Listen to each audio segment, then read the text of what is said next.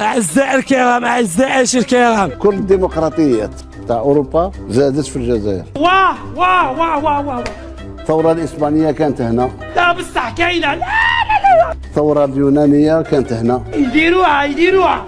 تجينا تدير مني دولة شمولية وما نعرفوهاش. لا لا لا لا لا لا. الجزائر استعمرت مصر منذ 120 سنة. تسمية أسود الأطلس التي يتبناها المنتخب المغربي هي في الأصل، لو نعود للتاريخ للأصل، هي تسمية جزائري. ناري.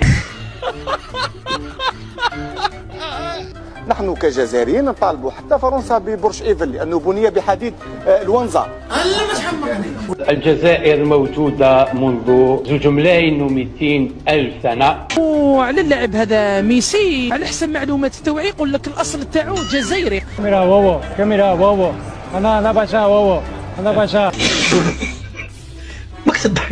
رئيس ديوان وزارة الثقافة الجزائرية قال لك حاجة والواد الجزائر موجودة من قبل الديناصورات. خوتي أني ضحكت في الأرشيف، راني لقيت شنقريحة جده الأول خالد بن الوليد سيف الله المسلول. الشغل عامل إيه؟ الحشيش تمام؟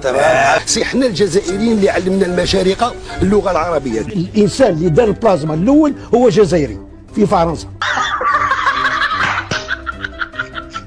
أنا شخصيا اكتشفت أركان السبعينيات. صح ما عندي ما يتسال. هم الذين حرروا ستراسبورغ، هم الذين حرروا باريس، وهم الذين حرروا ألمانيا من النصر. الكلمة الأكثر تداولا في العالم هي كلمة للاسم تاع واحد المدينة جزائرية. هذا سي لو ماسكارا، هذا لو ماسكارا كاع النساء في العالم يعرفوه وينطقوه بكلمة ماسكارا. لو ماسكارا هذا نسبة إلى مدينة معسكر. الجزائريين هم الذين حرروا تونس من النازية. من بعد الأنبياء والصديقين يجوا الشهداء، احنا عندنا ملايين من الشهداء اللي مع المولى عز وجل، خاصة اللي بالك عندنا جدودنا. هم الذين حرروا روما، هم الذين حرروا الألزاس. هي في روحها قالة. يعني إذا كنتوا بتقولوا بقى مصر أم الدنيا، الجزائر جدة الدنيا. يعطيني محنة.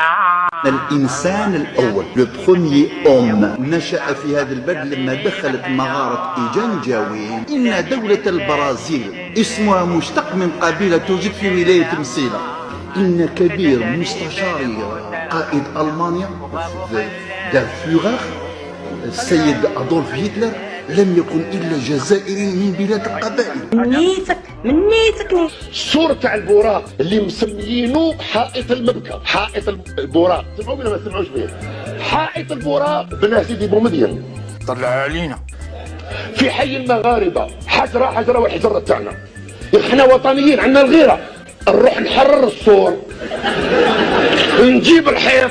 انت بتهزر يا ابني، هي زريبة يا حبيبي. كشف بسام أبو شريف المستشار السابق للرئيس الراحل ياسر عرفات أن حائط البوراق بفلسطين المحتلة هو ملك للجزائر. هذه كاين دراسات راهم يقوموا بها باحثون يقولوا باللي يعني أهل الكهف كانوا في المنطقة تاع شمال إفريقيا بالضبط في الجزائر.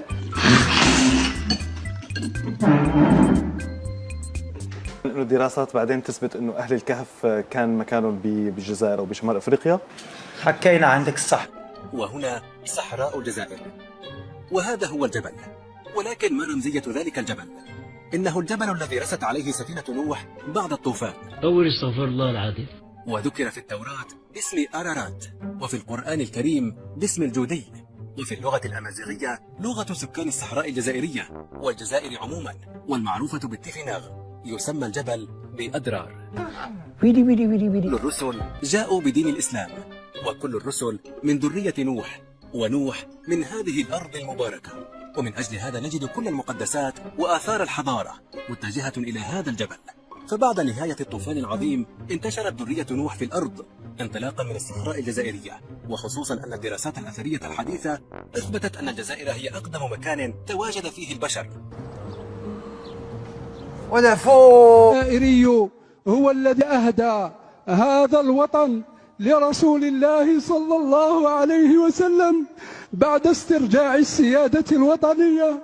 فقال مرشد الجزائر مخاطبا رسول الله صلى الله عليه وسلم: خاطب رسول الله صلى الله عليه وسلم بعد الاستقلال: يا محمد مبروك عليك، الجزائر رجعت ليك. أربط السلوبية بركة إن الجزائرية لم يجد أعز من رسول الله صلى الله عليه وسلم ليهدي إليه تراب الجزائر وسماء الجزائر وتاريخ الجزائر. لا حول ولا قوة إلا بالله، لا حول. يسأله: أي البلاد أحب إليك يا رسول الله بعد مكة والمدينة؟ قال: الجزائر. ثم قال: ماذا؟ قال: الجزائر. ثم قال: ماذا؟ قال: الجزائر.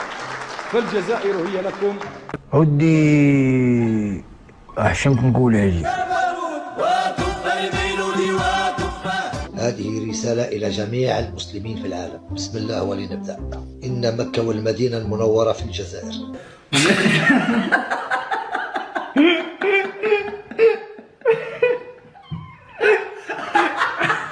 أقولها لجميع المسلمين: إن مكة والمدينة المنورة في الجزائر، وأثبتها بإذن الله سبحانه وتعالى. سير الله يمسخك يا حرام من فعيلك يا كذاب، ونار على كذاب. وأعرف أيضا مكان معظم الأنبياء والرسل الذين كانوا في الجزائر. ما باز لوشك، والله لا باز صدق عرفتيني. والله العظيم، والله العظيم، إن مكة والمدينة المنورة في الجزائر. وعندي دليل وبراهين، وكل هذا فضل من عند الله سبحانه وتعالى. اليوم سأعطيكم برهان، أول برهان بأن مكة المكرمة في الجزائر. انت ما اعرف، والله ما اعرف. وانا اقولها امام رب العالمين: حسبي الله ونعم الوكيل. فيش فايده. ولايه تسمى بسيدي بالعباس، يمر عليها واد اسمه واد مكرم، ساكتبه. ونحن نعرف بان اسم مكه المكرمه نكتبها كهكذا: مكه المكرمه. لو حذفنا الراء سنقرأها واد مكة. يا شنو هذا؟